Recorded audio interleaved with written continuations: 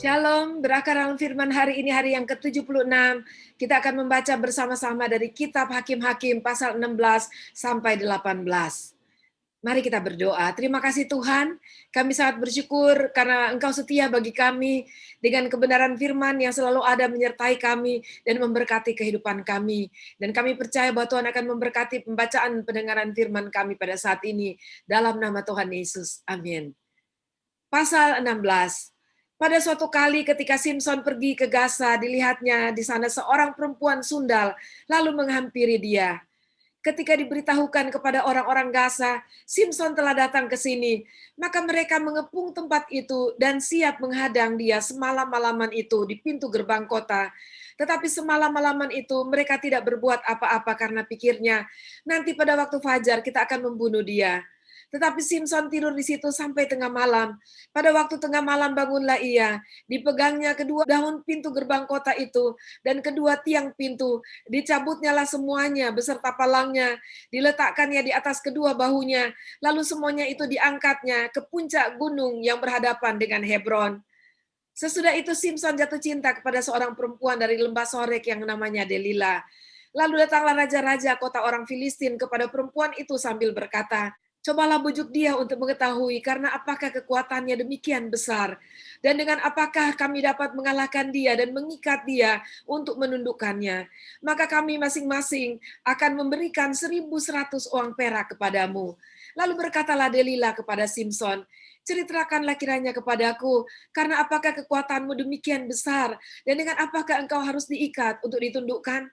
Jawab Simson kepadanya, jika aku diikat dengan 7 tali busur yang baru, yang belum kering, maka aku akan menjadi lemah dan menjadi seperti orang lain manapun juga. Lalu raja-raja kota orang Filistin membawa 7 tali busur yang baru, yang belum kering kepada perempuan itu, dan ia mengikat Simson dengan tali-tali itu. Sedang di kamarnya ada orang-orang bersiap. Kemudian berserulah perempuan itu kepadanya, orang-orang Filistin menyergap engkau, Simson. Tetapi ia memutuskan tali-tali busur itu seperti tali rami terbakar putus apabila kena api. Dan tidaklah ketahuan di mana duduk kekuatannya itu. Kemudian berkatalah Delila kepada Simson, sesungguhnya engkau telah mempermain-mainkan dan membohongi aku. Sekarang ceritakanlah kiranya kepadaku dengan apa engkau dapat diikat. Jawabnya kepadanya, jika aku diikat erat-erat dengan tali baru yang belum terpakai untuk pekerjaan apapun, maka aku akan menjadi lemah dan menjadi seperti orang lain manapun juga.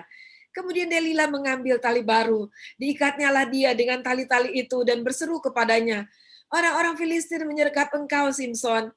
Di kamar ada orang bersiap-siap, tetapi tali-tali itu diputuskannya tanggal dari tangannya seperti benang saja. Berkatalah Delila kepada Simson, sampai sekarang engkau telah mempermain-mainkan dan membohongi aku. Ceritakanlah kepadaku dengan apakah engkau dapat diikat. Jawabnya kepadanya, kalau engkau menenun ketujuh rambut jalinku bersama-sama dengan lungsin, lalu mengokohkannya dengan patok, maka aku akan menjadi lemah dan menjadi seperti orang lain manapun juga. Kemudian perempuan itu mengokohkan lagi tenunan itu dengan patok, lalu berserulah ia kepadanya, orang-orang Filistin menyegap engkau, Simson. Tapi ketika ia terjaga dari tidurnya, disentaknya lepas patok tenunan dan lungsin itu. Berkatalah perempuan itu kepadanya, bagaimana mungkin engkau berkata, aku cinta kepadamu, padahal hatimu tidak tertuju kepadaku. Sekarang telah 3 kali engkau mempermain-mainkan aku dan tidak mau menceritakan kepadaku, karena apakah kekuatanmu demikian besar.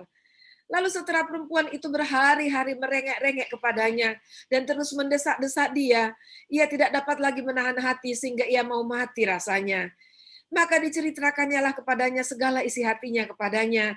Kepalaku tidak pernah kena pisau cukur, sebab sejak dari kandungan ibuku aku ini seorang nasir Allah. Jika kepalaku dicukur, maka kekuatanku akan lenyap daripadaku, dan aku menjadi lemah dan sama seperti orang-orang lain. Ketika dilihat Delila bahwa segala isi hatinya telah diceritakannya kepadanya, disuruhnya lah memanggil raja-raja kota orang Filistin, katanya, sekali ini lagi datanglah kemari, sebab ia telah menceritakan segala isi hatinya kepadaku. Lalu datanglah raja-raja kota orang Filistin itu kepadanya sambil membawa uang itu. Sesudah itu dibujuknya Simson tidur di pangkuannya, lalu dipanggilnya seorang dan disuruhnya mencukur ketujuh rambut jalinnya. Sehingga mulailah Simson ditundukkan oleh perempuan itu, sebab kekuatannya telah lenyap daripadanya. Lalu berserulah perempuan itu, orang-orang Filistin menyergap engkau Simson. Maka terjagalah ia dari tidurnya serta katanya, seperti yang sudah-sudah, aku akan bebas dan akan meronta lepas. Tapi tidaklah diketahuinya bahwa Tuhan telah meninggalkan dia. Orang Filistin itu menangkap dia, mencungkil kedua matanya, dan membawanya ke Gaza. Di situ ia dibelenggu dengan 2 rantai tembaga, dan pekerjaannya di penjara ialah menggiling. Tetapi rambutnya mulai tumbuh pula sesudah dicukur. Sesudah itu berkumpullah raja-raja kota orang Filistin untuk mengadakan perayaan korban sembelihan yang besar kepada Dagon Allah mereka, dan untuk bersukaria. Kata mereka, telah diserahkan oleh Allah kita ke dalam tangan kita Simson musuh kita. Dan ketika orang banyak melihat Simson, mereka memuji Allah mereka sambil berseru, telah diserahkan oleh Allah kita ke dalam tangan kita musuh kita, perusak tanah kita, dan yang membunuh banyak teman kita. Ketika hati mereka riang gembira, berkatalah mereka, panggillah Simson untuk melawak bagi kita. Simson dipanggil dari penjara, lalu ia melawak di depan mereka. Kemudian mereka menyuruh dia berdiri di antara tiang-tiang. Berkatalah Simson kepada anak yang menuntun dia, lepaskan aku dan biarkanlah aku meraba-raba tiang-tiang penyangga rumah ini, supaya aku dapat bersandar padanya. Adapun gedung itu penuh dengan laki-laki dan perempuan, segala raja kota orang Filistin ada di sana, dan di atas soto ada kira-kira 3.000 orang laki-laki dan perempuan yang menonton lawak Simson itu. Berserulah Simson kepada Tuhan, katanya, ya Tuhan Allah, ingatlah kiranya kepadaku dan buatlah aku kuat sekali ini saja ya Allah, supaya dengan satu pembalasan juga kubalaskan kedua mataku itu kepada orang Filistin. Kemudian Simson merangkul kedua tiang yang paling tengah, penjangga rumah itu, lalu bertopang kepada tiang yang satu dengan tangan kanannya, dan kepada tiang yang lain dengan tangan kirinya. Berkatalah Simson, biarlah kiranya aku mati bersama-sama orang Filistin ini. Lalu membungkuklah ia sekuat-kuatnya, maka rubuhlah rumah itu menimpa raja-raja kota itu, dan seluruh orang banyak yang ada di dalamnya. Yang mati dibunuhnya pada waktu matinya itu, lebih banyak daripada yang dibunuhnya pada waktu hidupnya. Sesudah itu datanglah ke sana saudara-saudaranya dan seluruh keluarganya. Mereka mengangkat dia dan membawanya dari sana, lalu menguburkannya di antara Sora dan Esitaol di dalam kubur Manoah ayahnya. Dia memerintah sebagai hakim atas orang Israel 20 tahun lamanya. Pasal 17. Ada seorang dari pegunungan Efraim, Mika namanya. Berkatalah ia kepada ibunya, uang perak yang 1.100 itu yang diambil orang daripadamu, dan yang karena itu kau ucapkan kutuk, aku sendiri mendengar ucapanmu itu. Memang uang itu ada padaku, akulah yang mengambilnya. Lalu kata ibunya, diberkatilah kiranya anakku oleh Tuhan. Sesudah itu dikembalikannya lah uang perak itu yang 1.100 itu kepada ibunya.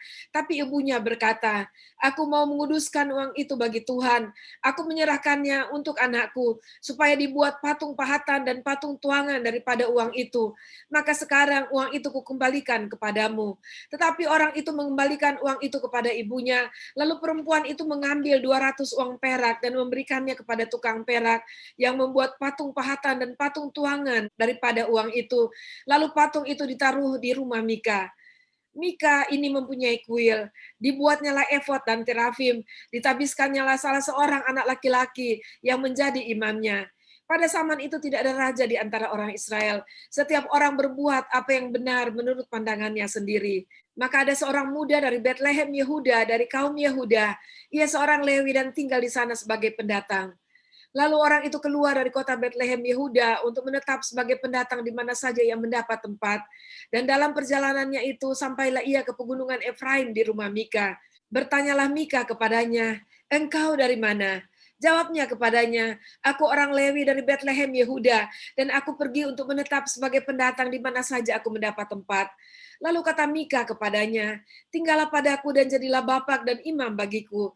Maka setiap tahun aku akan memberikan kepadamu 10 uang perak, sepasang kain serta makananmu. Orang Lewi itu setuju untuk tinggal padanya. Maka orang muda itu menjadi seperti salah seorang anaknya sendiri. Mika mentabiskan orang Lewi itu. Orang muda itu menjadi imamnya dan diam di rumah Mika. Lalu kata Mika, Sekarang tahulah aku bahwa Tuhan akan berbuat baik kepadaku, karena ada seorang Lewi menjadi imamku. Pasal 18. Pada zaman itu tidak ada raja di antara orang Israel, dan pada zaman itu suku Dan sedang mencari milik pusaka untuk menetap, sebab sampai hari itu mereka belum juga mendapat bagian milik pusaka di tengah-tengah suku-suku Israel. Sebab itu Bani Dan menyuruh dari kaumnya 5 orang dari seluruh jumlah mereka, semuanya orang-orang yang gagah perkasa, yang berasal dari Sora dan Esitaol, untuk mengintai negeri itu dan menyelidikinya, serta berkata kepada mereka, pergilah menyelidiki negeri itu. Ketika orang-orang itu sampai ke pegunungan Efraim di rumah Mika, bermalamlah mereka di sana.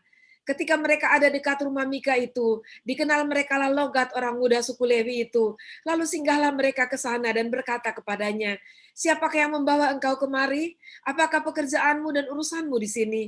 Katanya kepada mereka, beginilah begitulah dilakukan Mika kepadaku, ia menggaji aku dan aku menjadi imamnya. Kata mereka kepadanya, tanyakanlah kiranya kepada Allah, supaya kami ketahui apakah perjalanan yang kami tempuh ini akan berhasil. Kata imam itu kepada mereka, pergilah dengan selamat, perjalanan yang kamu tempuh itu dipandang baik oleh Tuhan. Sesudah itu pergilah ke 5 orang itu, lalu sampailah mereka ke Lais. Dilihat merekalah bahwa rakyat yang diam di sana hidup dengan tentram, menurut adat orang Sidon, aman dan tentram. Orang-orang itu tidak kekurangan apapun yang ada di muka bumi, malah kaya harta. Mereka tinggal jauh dari orang Sidon dan tidak bergaul dengan siapapun juga. Setelah mereka kembali kepada saudara-saudara sesepunya di Sora dan Esitaol, berkatalah saudara-saudara sesepunya kepada mereka, apakah yang kamu dapati di sana? Jawab mereka, bersiaplah, marilah kita maju menyerang mereka, sebab kami telah melihat negeri itu, dan memang sangat baik. Masakan kamu tinggal diam? Janganlah bermalas-malas untuk pergi memasuki dan menduduki negeri itu.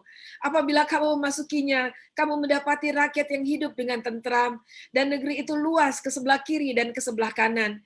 Sesungguhnya Allah telah menyerahkannya ke dalam tanganmu. Itulah tempat yang tidak kekurangan apapun yang ada di muka bumi. Lalu berangkatlah dari sana, dari Sora dan Esitaol, 600 orang dari kaum suku Dan, diperlengkapi dengan senjata. Mereka maju lalu berkemah di Kiryat Yarim di Yehuda. Itulah sebabnya tempat itu disebut Mahane Dan sampai sekarang. Letaknya di sebelah barat Kiryat Yarim. Dari sana mereka bergerak terus ke pegunungan Efraim dan sampai ke rumah Mika. Lalu berbicaralah ke 5 orang yang telah pergi mengintai daerah Lais itu, katanya kepada saudara-saudara sesukunya, tahukah kamu bahwa dalam rumah-rumah ini ada efod, terafim, patung pahatan, dan patung tuangan? Oleh sebab itu insafilah apa yang akan kamu perbuat. Kemudian mereka menuju ke tempat itu, lalu sampai di rumah orang muda suku Lewi itu, di rumah Mika, dan menanyakan apakah ia selamat. Sementara ke 600 orang dari Bani Dan yang diperlengkapi dengan senjata itu tinggal berdiri di pintu gerbang, maka ke 5 orang yang telah pergi mengintai negeri itu berjalan terus, masuk ke dalam lalu mengambil patung pahatan, efod, terafim, dan patung tuangan itu. Adapun imam itu berdiri di pintu gerbang bersama-sama dengan ke 600 orang yang diperlengkapi dengan senjata itu.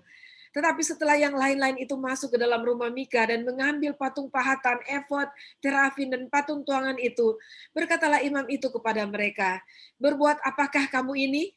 Tetapi jawab mereka kepadanya, diamlah, tutup mulut, ikutlah kami, dan jadilah bapak dan imam kami. Apakah yang lebih baik bagimu, menjadi imam untuk seisi rumah satu orang, atau menjadi imam untuk suatu suku dan kaum di antara orang Israel? Maka gembiralah hati imam itu. Diambilnyalah efod, terafim, dan patung patan itu, lalu masuk ke tengah-tengah orang banyak. Kemudian berbaliklah mereka dan pergi, dengan anak-anak, ternak, dan barang-barang yang berharga ditempatkan di depan mereka. Ketika mereka telah jauh dari rumah Mika, dikerahkanlah orang-orang dari rumah-rumah yang di dekat rumah Mika, dan orang-orang itu mengejar Bani Dan itu. Mereka memanggil-manggil Bani Dan, maka berbaliklah orang-orang itu dan berkata kepada Mika, mau apa engkau dengan mengerahkan orang? Lalu jawabnya, Allahku yang kubuat serta imam juga kamu ambil, lalu kamu pergi. Apakah lagi yang masih tinggal padaku? Bagaimana perkataanmu itu kepadaku, mau apa engkau? Berkatalah Bani Dan kepadanya, janganlah suaramu kedengaran lagi kepada kami. Nanti ada orang yang menyerang engkau karena sakit hati, dan dengan demikian engkau seisi rumahmu kehilangan nyawa. Lalu Bani Dan melanjutkan perjalanannya, dan Mika setelah dilihatnya mereka itu lebih kuat daripadanya, berpalinglah ia pulang ke rumahnya. Lalu Bani Dan dengan membawa barang-barang yang dibuat Mika, juga imamnya mendatangi Lais, yakni rakyat yang hidup dengan aman dan tentram. Mereka memukul orang-orang itu dengan mata pedang dan kotanya dibakar. Tidak ada orang yang datang menolong, sebab kota itu jauh dari Sidon, dan orang-orang kota itu tidak bergaul dengan siapapun juga. Letak kota itu di lembah Bet Rehob. Kemudian Bani Dan membangun kota itu kembali dan diam di sana. Mereka menamai kota itu Dan, menurut nama bapa leluhur mereka, yakni Dan, yang lahir bagi Israel, tapi nama kota itu dahulu adalah Lais. Bani Dan menegakkan bagi mereka sendiri patung pahatan itu. Lalu Yonatan bin Gersom bin Musa bersama-sama dengan anak-anaknya menjadi imam bagi suku Dan, sampai penduduk negeri itu diangkut sebagai orang buangan. Demikianlah mereka menempatkan bagi mereka sendiri patung pahatan yang telah dibuat Mika itu, dan patung itu ada di sana selama rumah Allah ada di Silo. Demikianlah pembacaan dan pendengaran firman kita pada saat ini, dan kita melihat bagaimana Tuhan membela umat Israel melalui Simpson, walaupun dia sepertinya kalah dengan rayuan wanita yaitu Delilah, tetapi akhirnya dikatakan bahwa apa yang dibunuh oleh Simpson pada waktu hidupnya tidak sebanding dengan betapa banyaknya orang-orang yang dibunuh pada masa matinya. Dan kemudian kita membaca tentang Mika yang didahului cerita Mika dengan ibunya. Dan kita melihat pelajaran sebagai anak untuk tidak berbuat sesuatu yang jahat kepada ibunya sendiri. Dan sebagai ibu, kita juga belajar untuk tidak melepaskan kata-kata kutuk. Walaupun kita tidak menyadari siapa yang kita kutuk. Dan apa yang terjadi kepada Mika dan ibunya. Bahwa Mika juga mengalami bahwa hasil daripada uang yang dikembalikan kepada ibunya, yang dibuat ibunya menjadi efod terafim dan patung pahatan, patung tuangan itu, akhirnya juga dicuri daripadanya. Dan mari dengan firman Tuhan itu mengajar kita hal-hal yang baik yang harus kita lakukan. Mari kita berdoa. Terima kasih Tuhan, kami sangat bersyukur kepada Engkau buat pelajaran-pelajaran yang kami selalu terima dari firman-Mu. Dan terima kasih karena kami percaya bahwa Tuhan akan terus menolong kami sehingga kami terhindar dari hal-hal yang tidak kami harapkan terjadi dalam kehidupan kami. Terima kasih Tuhan, dalam nama Yesus kami berdoa. Amin. Sampai jumpa besok, Tuhan Yesus memberkati.